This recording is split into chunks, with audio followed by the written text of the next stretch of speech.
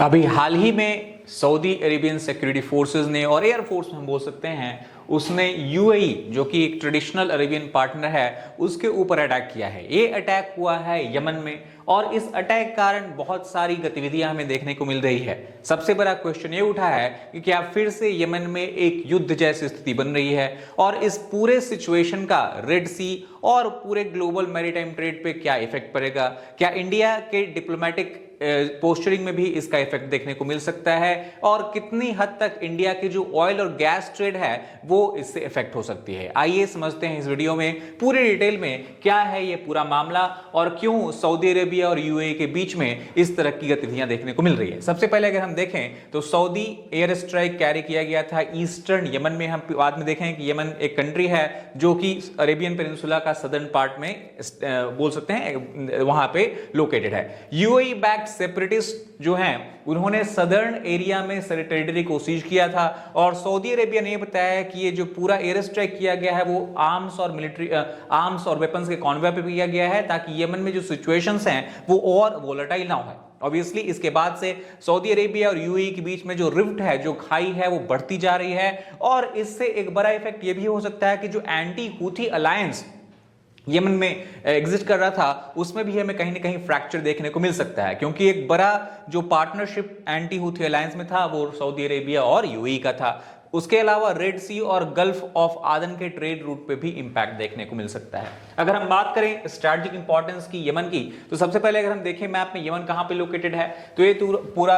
Arabian peninsula हो गया और अरेबियन पेनिनसुला में ये जो येलो रीजन है वो सदर्न यमन का पार्ट और ये जो ग्रीन रीजन है वो नॉर्दर्न यमन यानी ओवरऑल एक सिंगल कंट्री यमन ही है। और इसी मामले में पूरा डिस्प्यूट हम समझ सकते हैं क्योंकि साउथ यमन नॉर्थ यमन दो कंट्री में स्प्लिट होने की भी बातचीत चल रही है। हालांकि इसका जो लोकेशन है काफी स्ट्रैटेजिक है क्योंकि एक साइड में तो आप देख सकते हैं रेड सी है, उसके बाद बाबल मंडाब से कनेक्ट करता हुआ गल्फ ऑफ आदन है और इसके through large volume of oil and gas trade हमें होता हुआ दिखता है। Located near Bab el Mandeb, gate of sorrow strait भी हम उसको बोलते हैं, gateway between Red Sea and Gulf of Aden, critical global maritime trade route. और ये जो कॉन्फ्लिक्ट जो हमें देखने को मिल रहा है सऊदी अरेबिया और यूएई के बीच में जो टेंशंस देखने को मिल रहा है वो कोई नया टेंशन नहीं है। 2014 से ही यमन एक prolong civil war like situation में जकड़ा हुआ है और इसी का हमें इंपैक्ट देखने को मिलता है यहाँ पे। अगर हम बात करें भी रिसेंट वाली स्ट्राइक की तो 30 दिसंबर 2025 को सऊदी अरेबिया ने मुकल्ला जो पोर्ट है ईस्टर्न यमन में उसको टारगेट किया गया था। सऊदी अरेबिया का क्लेम ये था कि जो यूनाइटेड अरब एमिरेट्स की गवर्नमेंट है वो अपने फोर्सेस को और अपने बेसिकली बोल सकते हैं जो अलायंस पार्टनर है उसको वेपन शिप कर रही थी और ये जो अटैक है वो डायरेक्टली शिफ्ट ऑफ स्ट्रैटेजी को भी यहां पे इंडिकेट करता है क्योंकि पहले Saudi Arabia diplomatic effort use कर रहा था, डिप्लोमेटिक स्ट्रैटेजी अडॉप्ट कर रहा था। तो इनडायरेक्ट प्रेशर की जगह अब डायरेक्ट एक्शन का हमें यहाँ पे डायरेक्ट एक्शन हमें यहाँ देखने को मिल रहा है। इसके अलावा रीजनल एस्केलेशन का भी यहाँ पे फियर है कि हो सकता है सऊदी अरेबिया यूएई अगर दोनों एक दूसरे के साथ ही भिड़ जाएं तो यमन में जो सिचुएशन बन रही है वो और कहीं ना कहीं भयावह हो जाएगी। हो सकता है इससे जो प्रो ईरानी मिलिटेंट हैं उनको इनडायरेक्टली फायदा हो जाए। यूएई ने इसका रिस्पॉन्ड इस तरह से किया है क्योंकि उसने अनाउंस किया है कि वो मिलिट्री को विड्रॉ कर लेगा जो भी वो एवन वाली एरिया है और signal breakdown in Saudi UAE coordination. अब तक अगर हम बात करें तो यमन में दो तरह की फोर्सेस हैं, एक तो सुन्नी लेड फोर्सेस जो कहीं कहीं सऊदी अरेबिया यूएई के थ्रू हम बोल सकते हैं वो उसको सपोर्ट मिल रहा था और एक शिया डोमिनेटेड फोर्सेस जो ईरान से डायरेक्ट हेल्प ले पा रही थी जिसको कि हूथी रेबल्स या अंसार अल अल्लाह ग्रुप भी बोला जाता है। एंटी हूथी कोलिशन वीकेंड होते दिखता है और अनसर्टेनिटी जो है ग्राउंड पे कहीं ना कहीं वो भी एक डायरेक्टली इंक्रीज होते हुए दिखती है। इस मामले में हमें बात करना चाहिए सदर्न ट्रांजिशनल काउंसिल की। ये बहुत ही इंपॉर्टेंट मिलिशिया ऑर्गेनाइजेशन बोल सकते हैं, इसको हम ट्रांजिशनल गवर्नमेंट भी बोल सकते हैं, जो 2017 में फॉर्म हुई थी। गोल सदर्न ट्रांजिशनल काउंसिल का ये था कि जितनी जल्दी हो सके साउथ यमन जो हमने मैप पे डिस्कस किया है उसको इंडिपेंडेंट दिला सके नॉर्थ यमन से और एक बेहतर स्थिति वहां पैदा कर सके लोगों के लिए जो यहाँ पे सिटीजन्स रह रहे हैं और also to reduce the impact of Ansar Allah और हूथी। सदर्न ट्रांजिशनल काउंसिल को जो सबसे बड़ा हेल्प मिला है वो मिला है यूनाइटेड अरब एमिरेट्स की गवर्नमेंट के द्वारा और इसके लीडर जो हैं वो है ऐदारुस अल जुबैदी जो कि की political as well as military actor भी हैं। अगर हम बात करें एसटीसी के टेरिटोरियल गेन्स के बारे में, तो सदर्न यमन में काफी हद तक अगर हम इस मैप पे भी देखें तो ये जो एरिया आपको दिख रहा है जो कि रीजन ब्लू में शेडेड है, so the blue shaded region represent the control that the southern transitional council has in the Yemen as such। तो कहीं ना कहीं बोल सकते हैं कि all the way from Oman border से लेकर के, यहां पे देखिए आपके पास एक और कंट्री है मिडिल ईस्ट कंट्री ओमान, तो ओमान बॉर्डर से लेकर के हद्रामाउत का जो इंपॉर्टेंट एरिया है, साबवा का जो इंपॉर्टेंट एरिया है, महरा का जो इंपॉर्टेंट एरिया है, सारा एरिया, और हम बोल सकते हैं पूरा का पूरा गल्फ ऑफ आदन का कोस्ट काफी हद तक सदर्न ट्रांजिशनल काउंसिल के कंट्रोल में है। तो ये जो है एक कंट्रोल, रीसेंट कंट्रोल है, जनवरी का 2026 का कंट्रोल की हम बात कर रहे हैं। इसके अलावा चूंकि इस कोस्टल एरिया में यमन का बहुत बड़ा ऑयल फैसिलिटीज भी है, बहुत सारे बॉर्डर क्रॉसिंग भी हैं, ओमान के साथ बॉर्डर क्रॉसिंग भी है, और हद्रामाउत महरा का जो इंपॉर्टेंट पोर्ट है उस पे भी एसटीसी का हमें डोमिनेंस देखने को मिलता है, ना कि सिर्फ इन एरिया में। जबकि एदन एक बहुत ही इंपॉर्टेंट सिटी है यमन का, उसमें भी जो प्रेसिडेंशियल पैलेस है उसको भी एसटीसी ने अपने कब्जे में ले लिया है। इन सारे चेंजेस के कारण हम बोल सकते हैं कि एसटीसी का जो बार्गेनिंग पावर है यमन में वो बढ़ता हुआ देखने को मिलता है।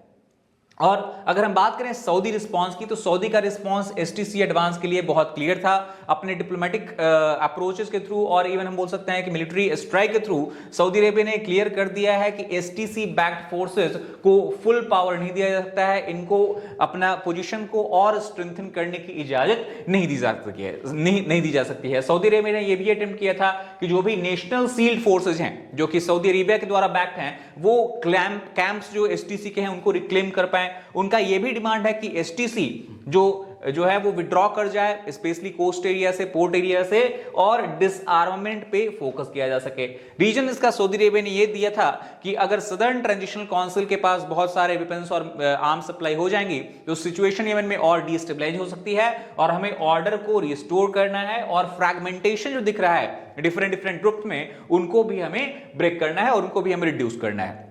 इसका क्लियरली डिप्लोमेटिक फॉलोआउट देखने को मिला था कि कोई भी मीडिएशन एफर्ट जो की गई थी सऊदी अरेबिया और यूएई के बीच में, वो हमें फेल होती हुई दिखी है। सऊदी एनवॉय ने तो यहां तक ये भी एक्यूज कर दिया है कि जो सदर्न काउंसिल है वो इस पूरे पीस प्रोग्रेस को ऑब्स्ट्रक्ट कर रही है, और सऊदी डेलीगेशन को भी एसटीसी ने आदन में ब्लॉक किया था पहुंचने से पहले। इसके कारण सऊदी अरेबिया ने एक बहुत बड़ा कदम उठाया, और सऊदी अरेबिया की गवर्नमेंट ने बताया कि फ्लाइट इंस्पेक्शन रूल्स इंपोज कर दी जाएगी अगर कोई फ्लाइट यमन से जद्दा के थ्रू यूएई में जाती है। आदन जो कि यमन में है उससे डायरेक्ट फ्लाइट थी यूएई में, तो वो फ्लाइट सर्विस को सस्पेंड कर दिया गया है। अगर हम पूरे मामले को ब्रॉडर कॉन्टेक्स्ट में समझने की कोशिश करें तो आपको अगर हम ब्रीफ इंट्रोडक्शन दें, 2014 में यमन का सिविल वॉर शुरू हुआ था, 2015 में सऊदी और यूएई का इंटरवेंशन हुआ है। ये पूरा वॉर कहीं ना कहीं शिया वर्सेस सुन्नी का शेप ले चुका है। 2022 में रिलेटिव एक काम वाली सिचुएशन वहां देखने को मिलती है, पर फिर से सऊदी और हूथी के बीच में अंडरस्टैंडिंग यहां पे मिलता है, और इस मामले को सऊदी अरेबिया कहीं ना कहीं हम बोल सकते हैं कि यमन में वापस